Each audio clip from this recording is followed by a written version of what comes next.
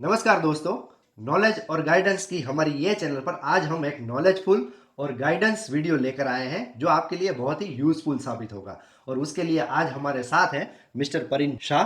1 फरवरी 2023 को ये जो नया बजट बाहर निकाला गया है उसमें ये जो टैक्स स्लैब दिए गए हैं उसके बारे में आज हमें ये डिटेल में बताएंगे। परिन शाह प्रोफेशनली एक क्वालिफाइड सीएमए है, इसीलिए ये हमें बेहतर तरीके से समझा भी पाएंगे और बता भी पाएंगे कि ये जो नया बजट है उसमें हमारे लिए कौन सा टैक्स स्लैब सही रहेगा।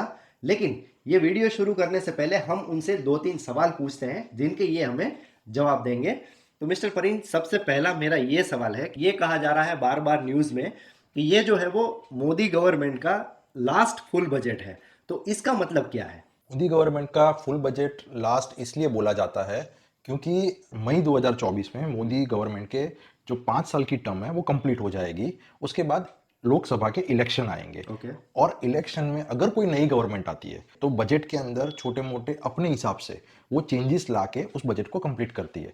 इसलिए अगर टेक्निकली बोला जाए तो ये मोदी सरकार का आखिरी फुल बजट है। और जो नेक्स्ट ईयर यानी कि फर्स्ट फरवरी 2024 को जो बजट आएगा वो फुल बजट नहीं बोला जा सकता उसको, क्योंकि उसमें चेंजेस के स्कोप रहते हैं अगर गवर्नमेंट चेंज हो जाए तो। ओके। और दूसरा सवाल मेरा ये है आपसे कि न्यूज़ में ये भी फ्लैश हो रहा है कि ये जो सारे बेनिफिट्स हैं वो केवल न्यू रेजिम में ही आपको दिए जाएंगे, तो ये न्यू रेजिम का मतलब क्या है? मेरे बैक साइड पे जो बोर्ड है उसके ओके। ऊपर ड्रॉ करके रखा हुआ है कि ये old regime and new regime क्या है।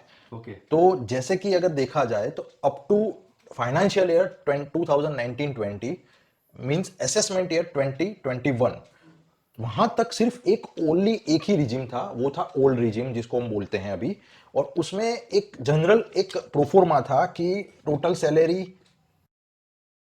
और उसमें से डिडक्शन माइनस करना, जो नेट इनकम आएगा उसके ऊपर एक टैक्स स्लैब होता है, उसके ऊपर आपको टैक्स पे करना है।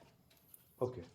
पर फाइनेंस एक्ट 2020 में गवर्नमेंट ने नया टैक्स स्लैब इंट्रोड्यूस कर दिया और जिसके लिए उन्होंने एक स्पेसिफिकली एक सेक्शन को इंट्रोड्यूस किया गया। ये सेक्शन है सेक्शन 115 बीएससी, जो स्पेसिफिकली इंडिविजुअल और एचयूएफ यानी कि हिंदू अनडिवाइडेड फैमिली उनके लिए ये इंट्रोड्यूस किया गया। और ये एक ऑप्शनल दिया गया हम लोगों को कि जो इंडिविजुअल एचयूएफ है वो या तो ओल्ड रिजिम में रहे या तो न्यू रिजिम में रहे, whichever is beneficial to them. मतलब कि अगर कोई इंडिविजुअल को ओल्ड रिजिम बेनिफिशियल है up to certain point of income, आपको अगर ओल्ड रिजिम बेनिफिशियल है तो आप ओल्ड रिजिम में रह के भी रिटर्न फाइल कर सकते हो। और अगर after certain point of income आपके लिए न्यू रिजिम बेनिफिशियल हो जाता है तो आप न्यू रिजिम में भी रिटर्न फाइल कर सकते हो। मैंने एक एक्सेल में पूरा एक इनकॉर्पोरेट किया है जिसमें ये ओल्ड रिजिम अप टू 1 फरवरी 2023 तक जो न्यू रिजिम था वो, और after introduction of new regime as on today means 1 फरवरी 2023 जो नया रिजिम है उसका भी मैंने एक कंपैरिजन बनाया हुआ है। तो हम यहां से मेरी एक्सेल की तरफ स्विच करते हैं। एक्सेल फाइल के अंदर दो शीट है, एक फाइनेंशियल ईयर 22-23 के है और एक फाइनेंशियल ईयर 23-24 की शीट है। तो दोनों शीट में क्या डिफरेंस है मैं पहले वो आपको समझा देता हूँ। फाइनेंशियल ईयर 22-23 की ये जो शीट है इसके अंदर दिस फाइनेंशियल ईयर 22-23 तक हम जो टैक्स स्लैब में tax income tax return file करते हैं उसके रिगार्डिंग पूरा कैलकुलेशन है। तो जैसे कि आप देख पा रहे हो कि पूरी कैलकुलेशन सिर्फ सैलराइड एम्प्लॉय के लिए ही है। इसके जो फर्स्ट पार्ट में ऊपर हम सैलरी का पोर्शन है, जैसे कि मैंने डाला हुआ है 10 लाख रुपीस यहाँ पे, तो उसके ऊपर ओल्ड टैक्स में उसको कितना टैक्स पे करना पड़ेगा और न्यू रिजिम में उसको कितना टैक्स पे करना पड़ेगा अगर वो फाइनेंशियल ईयर 22-23 के लिए रिटर्न फाइल करता है। तो यहाँ पे स्टैंडर्ड डिडक्शन 50,000 रुपीज़ उसको मिलता है जो एज ऑन टुडे एप्लीकेबल है। और ये डिडक्शन ऐसा डिडक्शन है जिसके लिए आपको कोई भी प्रूफ या कुछ सबमिट करने की ज़रूरत नहीं है, ये हर किसी को, हर सैलरीड एम्प्लॉय को स्टैंडर्ड डिडक्शन मिलता है।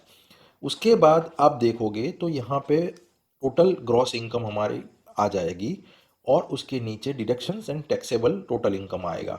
जैसे कि डिडक्शंस में अगर आप देखोगे तो हम जो एटीसी में मैक्सिमम 1,50,000 रुपीज़ क्लेम कर सकते हैं और एक medical deduction under section 80 80D यानी कि मेडिक्लेम का जो डिडक्शन है वो यहाँ पे मैंने डाला हुआ है। तो जैसे कि 1.5 लाख रुपया मैंने टोटल एटीसी के अंदर क्लेम किया, और मेडिकल का जो 80 सेक्शन 80D में इंडिविजुअल का जो 25,000 का लिमिट था वो मैंने इसके अंदर डाल दिया। उसके बाद मेरा टोटल इनकम जो बनता है वो 7,75,000 रुपीज़ बनता है। और ओल्ड टैक्स रिजीम में अगर उसका टैक्स कैलकुलेट करने जाए तो 70,200 रुपीज़ ओल्ड रिजीम में बनता है। और अगर उसी 10 लाख के ऊपर हम न्यू रिजीम में जाए, जो मैंने कॉलम सिलेक्ट किया हुआ है न्यू रिजीम का कॉलम है, उसके अंदर देखा जाए तो उसके अंदर जो मेरा टैक्स पे करने का आएगा वो दैट इज आएगा 78,000 रुपीज़ ओनली।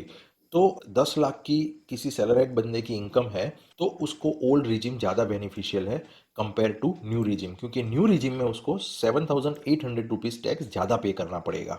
अब इसको हम एक अलग एग्जांपल लेते हैं और मॉडिफाई करते हैं कि जैसे मैं सैलराइड पर्सन की इनकम गिन रहा हूँ, सैलरी 13,50,000 रुपीज़, तो सेम डिडक्शंस अगर हम क्लेम करते हैं तो at the point of salary 30,50,000 आपका जो टैक्स रहेगा वो ओल्ड रिजिम में और न्यू रिजिम में दोनों में सेम रहेगा। दोस्तों हम यहाँ पे जो बात कर रहे हैं वो फाइनेंस एक्ट 2023 में जो न्यू टैक्स स्लैब इंट्रोड्यूस हुआ उससे पहले की।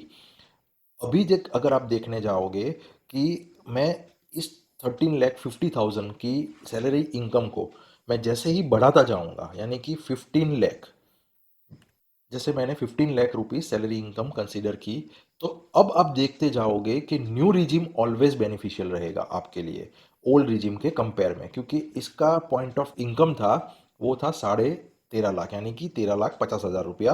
कहने का मतलब ये है कि अगर किसी सैलरीड पर्सन की इनकम सालाना 13,50,000 है तो उसके लिए दोनों टैक्स स्लैब में सेम टैक्स आएगा और उसको कोई भी टैक्स स्लैब में उसको बेनिफिट नहीं रहेगा, वो चाहे ओल्ड रिजिम में टैक्स पे करे या न्यू रिजिम में टैक्स पे करे।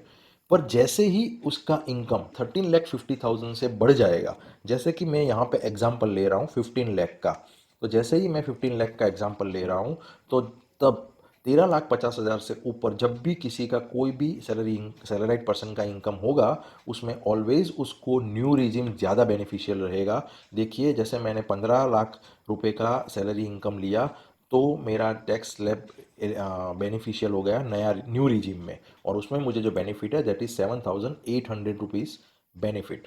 तो दोस्तों यहाँ पे इतना कंक्लूड कर सकते हैं कि 13,50,000 और आप कुछ स्टैंडर्ड डिडक्शंस पकड़ लीजिए, जैसे कि एटीसी का 1.5 लाख का डिडक्शन और हेल्थ इंश्योरेंस का 25,000 का डिडक्शन, तो आपका ऑलवेज टैक्स दोनों रिजिम में सेम रहेगा। और उसके ऊपर जब भी इनकम जाना स्टार्ट हो जाएगा आपके लिए ऑलवेज न्यू रिजिम बेटर रहेगा।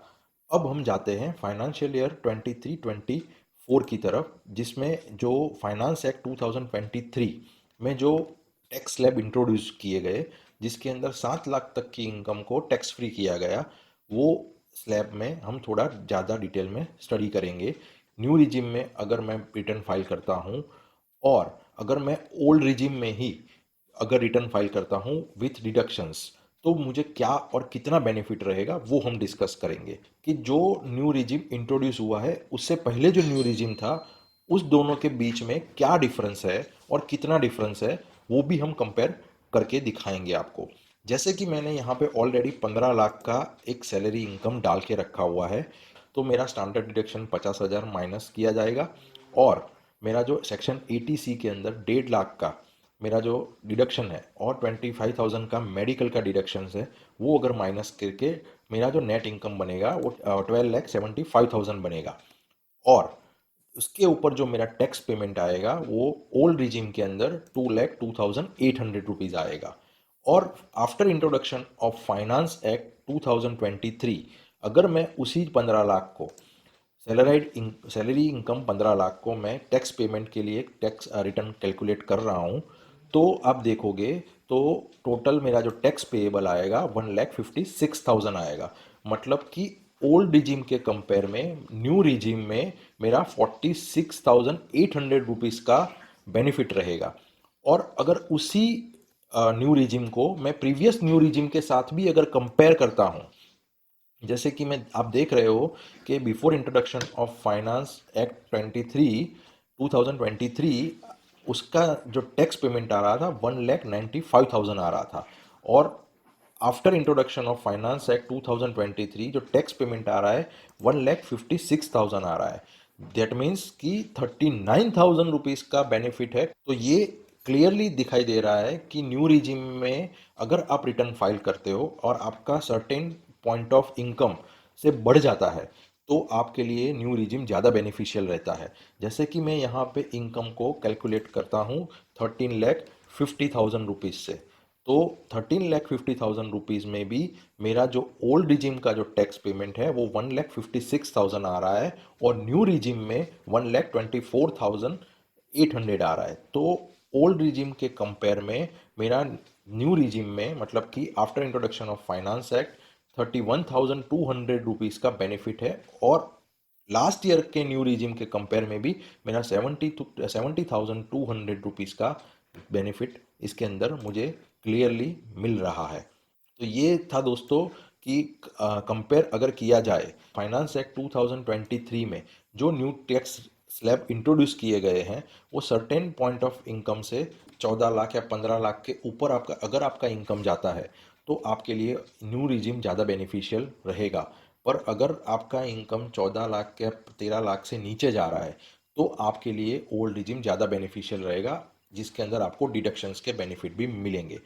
और एक इम्पोर्टेंट बात मैं आपको यहाँ पे बताना चाहूँगा, अगर आप हाउसिंग लोन का इंटरेस्ट क्लेम करते हो अंडर सेक्शन 24B तो आपके लिए किसी भी हाल में ओल्ड रिजीम ही बेटर रहता है, उसी में ज़्यादा आपको टैक्स बेनिफिट रहता है। आई होप आपको जो फाइनेंस एक्ट 2023 में बजट में जो सैलराइड क्लास के लिए जो नया स्लैब इंट्रोड्यूस हुआ उसके लिए जो इन्फॉर्मेशन मेरे पास थी वो मैंने आपसे शेयर की है और शायद आपको पसंद भी आई होगी।